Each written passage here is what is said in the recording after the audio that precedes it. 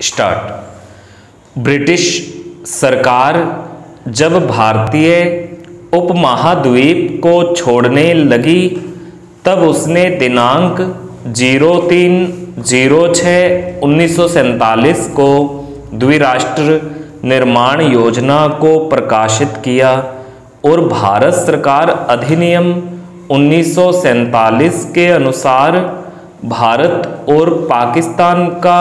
सृजन हुआ। तब स्थानीय शासकों राजवाड़ों को स्वतंत्रता प्रदान किया गया कि वे भारत या पाकिस्तान में शामिल हो सकते हैं और इसके लिए भारत सरकार अधिनियम 1935 की धारा 6 के अंतर्गत राज्याभिषेक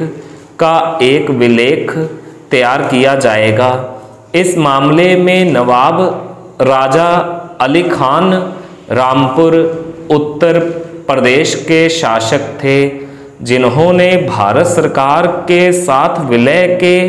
संधि पर 15/05/1949 को हस्ताक्षर किया। तदनुसार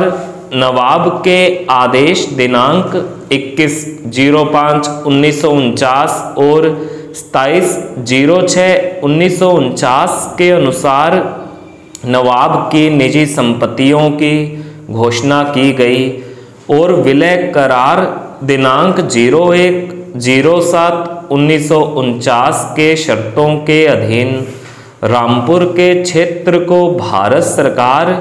को सौंप दिया गया, जिसका शासन केंद्र शासित मुख्य आयुक्त को सौंप दिया गया और नवाब राजा अली खान को भारत के संविधान के अनुच्छेद 366(22) के अंतर्गत एक शासक घोषित किया गया। दिनांक 06/03/1966 को नवाब राजा अली खान का निर्वसीयत देहांत हो गया, जिनकी संपत्ति के उत्तराधिकार का प्रश्न उत्पन्न हुआ, जो इलाहाबाद उच्च न्यायालय से होते हुए उच्चतम न्यायालय के समक्ष पहुंचा। 3 सदस्यीय पूर्ण पीठ के समक्ष मुख्य विचारणीय प्रश्न यह था कि भारत सरकार के साथ किसी तत्कालीन शासक के द्वारा राज्याभिषेक करार में घोषित निजी संपत्ति का उत्तराधिकार गद्दी को लागू होने योग्य उत्तराधिकार के नियम के अनुसार शासित होगा या शासक पर लागू निजी विधि के द्वारा शासित होगा। पैरा भारत सरकार और नवाब के बीच संपन्न संधि के अनुसार रामपुर का शासन भारत सरकार के द्वारा शासित होगा और नवाब को कर मुक्त 7 लाख रुपए का प्रीवी पर्स प्राप्त होगा।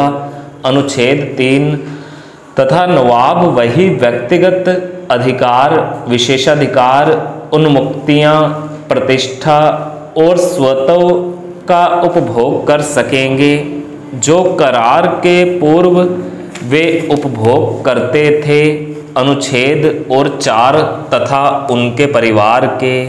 सदस्यों को भी वही विशेषाधिकार, प्रतिष्ठा और स्वत्व प्राप्त होगा जो 15 अगस्त 1947 को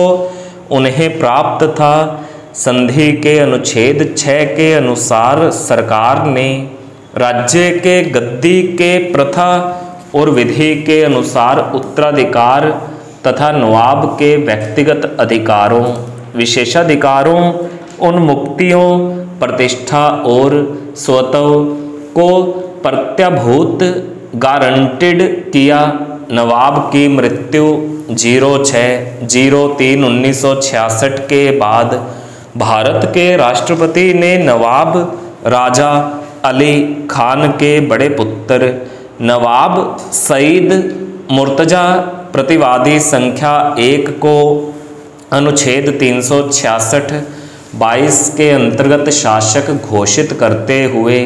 दिनांक 01/04/1966 को एक प्रमाण पत्र जारी किया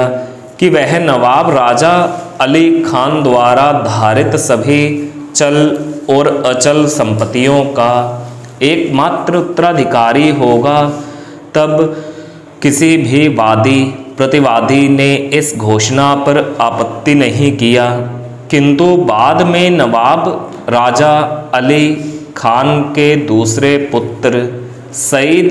जुल्फ़िकार अली खान प्रतिवादी संख्या 3 ने उपर्युक्त प्रमाण पत्र को दिल्ली उच्च न्यायालय ने चुनौती दिया, जिनके साथ 3 पुत्रियों ने भी पृथक याचिका प्रस्तुत किया, जिसे उच्च न्यायालय ने 18/12/1966 को निरस्त कर दिया, जिसके विरुद्ध प्रतिवादी संख्या 1 की अपील उच्चतम न्यायालय में लंबित रहने के दौरान संविधान 26वें संशोधन अधिनियम 1971 के द्वारा अनुच्छेद 366(22) के अधीन शासक की परिभाषा को संशोधित व अनुच्छेद 291 और 362 को निरस्त कर दिया गया। स्टॉप।